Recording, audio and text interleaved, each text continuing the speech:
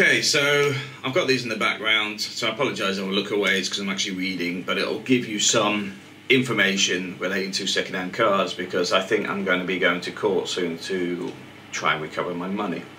The first thing is, when I say article, in Spanish is A-R-T-I-C-U-L-O, articulo. And the first one is 1474. I'm not going to say them in Spanish because you can go and look it up if you want it in Spanish. Basically, this means that the sold article of car must be the seller's legal property in the first place, and it will be up to the seller to take care of any vicios or hidden defects at the time of sale. So what does that mean? Well, the fact is, these are faults that were on the car originally at the time of sale, because there's a 14-day policy as well, relating to, on average, relating to when you can return a vehicle as well. The seller will be obligated to take care of the repair of any hidden defects or reimburse the buyer if they prevent the article being used as it should, or if they limit their use in a manner that would the buyer have known he would not have bought the article or only at a lower price. But the seller will not be responsible for obvious or easily observed defects. So if you've got a dent on the wing, you could see that yourself. If you've got something like these computer issues that they've reprogrammed the computer so they weren't showing, that's a hidden defect. Completely different. Because when you walk and look at the car, you go, oh, it's got a dent on the wing. You've seen it, so you know that. You can't come back a week later and say it's got a dent on the wing, because you should have seen that when you bought it. Where are we? Are those that are not easily detected by a regular buyer, but in case that the buyer is a technical expert for a reason of his professional job, should be expected to be detected easily. So if, for example, the engine was rattly when I bought it, now being an engineer, I know how diesel engines sound, but the engine was purring like a little cat when I bought it, and now it sounds like a diesel engine that's 20 years old. The point being is, if I'd heard that engine rattling the first day, I wouldn't have bought the car, because I know that car, there was something wrong with it, because the noise would have told me something's not firing right, or the engine's much older than they're actually telling me. But at that time it was quiet. Reminds me of Matilda with a bloody Danny DeVito putting bloody sawdust in the engine. This is what this garage reminds me of. So there's the thing. So if you are not an expert and you go along and there's got defects that appear rather quickly, and they would be aware of this because this is a computer's reset, they knew about these things. It's not a case of it was random and it's like, oh, we didn't know that. Yes, they did. Anyway, Article 1485. The seller will take care of the repair for reimburse the buyer the repair cost. This is why it has to go back to them under warranty.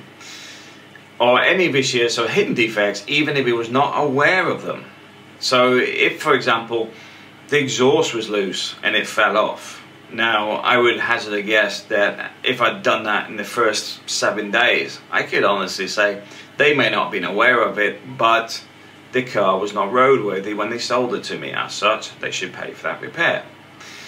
The disposition is not enforced when the contrary has been argumented and the seller ignores the vicious or hidden defects of the article sold.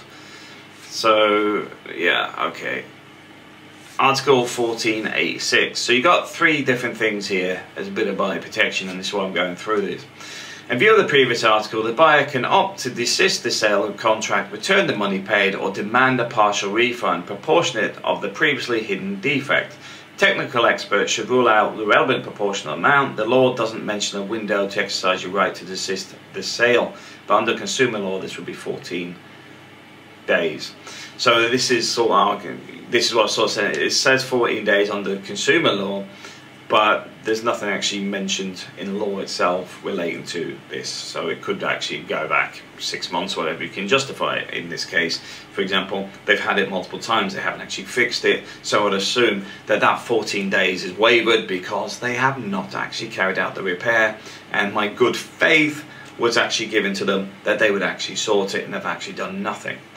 According to consumer organisation OCU, the guarantee period of private sales is 6 months, optionally to be augmented to a full year by an insurance policy covering the risk between 200 and 500 euros to be contracted by the buyer.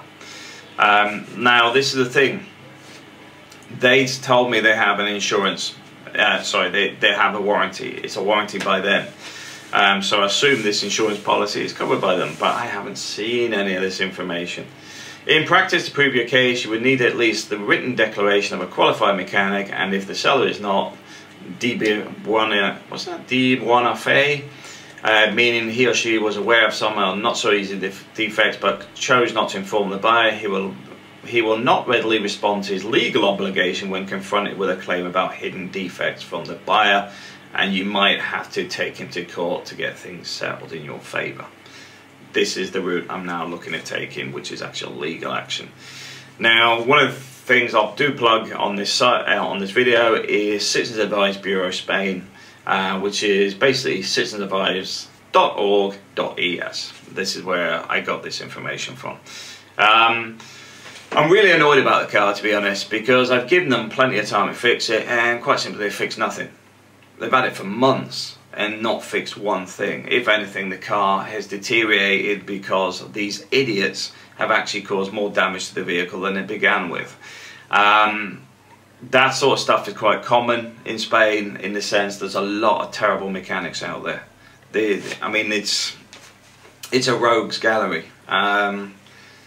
Because you may think, Matt, you're just whinging, but the reality is, firstly, I've been ripped off on this. I mean, the car wasn't worth 7,000 euros, that's for sure. Has the mileage been altered is one of the things I have. Was it crash damage is the other, because there's no way this car should be in this condition for a 2-year-old vehicle. It hasn't even had its first ITV, which is roadworthiness. That's how new it is. It's been tampered with, and I don't care if this garage was responsible or the previous owner. At the end of the day, this garage was aware of these problems because, hey, I made them aware of it, but also it's the way they dismiss it. It's like, oh, well, these diesel cars have these problems with the filter, and it's like, so you knew there was an issue with it. Then it was like, yeah, I think this has been crash damage. Then they're praising the ability of the body shops here, and it's like, Jesus, what? So your justification of selling me a car that is way overpriced because it's a crash damaged vehicle is that they have good body shops in Torrevieja. Doesn't mean they know how to fix an engine, and it's pretty apparent that they don't know how to fix a bloody engine. Now the other thing on this I'll just finish off with is I told them to take it into Opel to have them look at it. Opel come back with a €1,600 repair required. So what does he do? He sends it over to another garage, reset the computer. They have not repaired the vehicle, and quite simply this has got to the point now we'll need legal action to do something about it.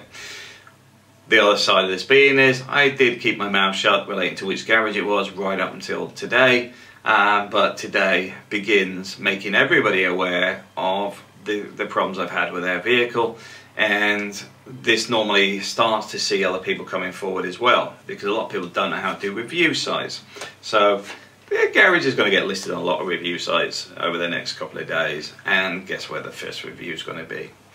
On top of that, I will be putting this on multiple channels as well. I'm really annoyed, but what frustrates me is these people get away with this stuff too much in Spain. It is terrible. It is terrible. It's the worst place I've been for rogue people.